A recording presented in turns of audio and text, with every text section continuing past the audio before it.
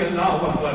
تم اپنی عبادت کی ناقص عبادت کی ذمہ داری جس امام پر ڈالتے ہو اور پھر بھی اس کے پیٹ کی آنکھیں کھینچی جا رہی ہیں, اور قیامت کے دن تمہارے کتنے گناہوں کا بوجھ جو ہے وہ امام اٹھائے.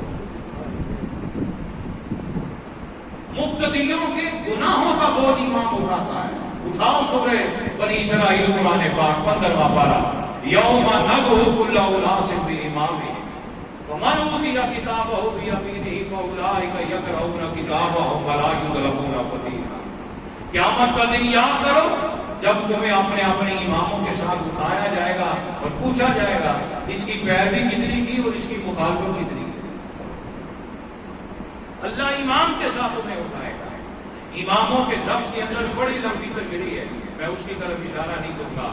شومیہ قسمت میرے معاشرے کی ضمناً بات آ گئی ہے, ورنہ مجھے ایسی بات کہنے کی ضرورت نہیں ہے, نہ میں کہا کرتا ہوں. یہ صرف ایک مسجد کا یا ایک انتظام کا نہیں ہے. رورے دنیا کے اندر بڑی بڑی میٹنگوں کے اندر جا کر یہ اصلاح کرنے کی کوشش کروائی گئی کہ کس بات پہ تم لگے ہوئے ہو. خدا نے تمہیں اگر کسی مسجد کا چودھری بنا دیا ہے, کیا تمہیں پوری ملک کا سربراہ بنا دیا ہے؟ اور کسی کا صدر بنا دینے کا یا ایک بڑے بنا دینے کا مطلب تو یہ ہوتا ہے رب کے گھر کی ضروریات کو پورا کرنا, اور رب نے تیرے ذمہ لگا دیا. اور ہم اگر ایک دوسرے کی جیب کو دیکھتے رہے اور ایک دوسرے پہ نظر رکھتے رہے, اس کو تو اتنا ہے, اس کو تو اتنا ہے, کبھی سرکاری طور پر کبھی کسی پہ انگلی اٹھائی ہے؟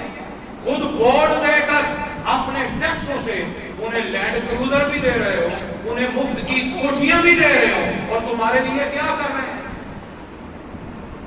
75 سال سے تمہیں نیچے سے نیچا جو کرے جا رہے ہیں انہیں اپنے ٹیکسوں سے سہولت بھی دے رہے ہو, اور جس نے قیامت کے دن تمہاری شفاعت کرنی ہے اس کی زندگی کی ضروریات بھی چھینی جا رہی ہے. یہ پورے معاشرے کے اندر خدا کی عزت کی قسم, عرب کے اندر, عرب ممالک کے اندر امام اور خطیب کو جو ہمارے معاشرے کے اندر ایک چیئرمین کی حیثیت ہوتی ہے, وہاں امام اور خطیب کو عرب ممالک کے اندر وہ حیثیت ہوتی ہے, عزت ہوتی ہے, وقار ہوتا ہے. بات یہاں سے شروع ہوئی تھی کہ ان عالم کو جب بلایا جائے گا, میں عالم کی ڈکشنری میں آپ کو یہ سمجھا رہا ہوں, اس عالم کو دنیا داری پہ مجبور کس نے کیا یہ بتاؤ. اگر وہ دنیا داری میں لگا ہے کس کی وجہ سے لگا ہے؟ اگر کسی مسجد اور مدرسے کی انتظامیہ نے اس کا حق پورا نہیں کیا تو کیا وہ اپنے بچوں کے پیٹ کاٹ دے گا؟ وہ ان کو قتل کر دے گا؟ ان کی ضروریات پوری کرنے کے لیے کیا وہ 10 سال کی ٹھوکریں کھائے گا؟ اگر تم نے ضرورت پوری نہیں کی تو پھر وہ باہر جا کے دنیا تو کمائے گا.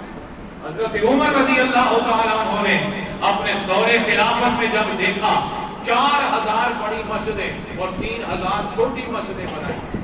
بڑی مسجد سے مراد ہے کہ جہاں عید اور جمعہ ہوا کرتا تھا. کتنی مسجدیں بنائی؟ 7000 مسجدیں ٹوٹل. اپنے دور خلافت 11 سالہ دور حکومت کے اندر جس میں 4000 جامع مسجد بنائی, آپ نے ساری لسٹ ایک دن بغیر مصر, ایران اور تبوک سے لے کر آذربائیجان تک وہ 23 لاکھ مربع میل کا بادشاہ تھا, امیر المومنین تھے. 23 لاکھ مربع میل کا وہ امیر المومنین تھا. اسلامی سلطنت ان کے زیر سایہ تھی.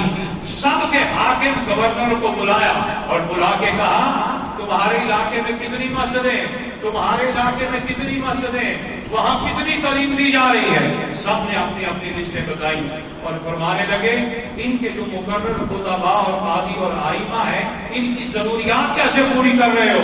انہوں نے کہا کہ کوئی ضرورت نہیں پوری ہو رہی, وہ اپنے ہاتھ پر خود کما رہے ہیں.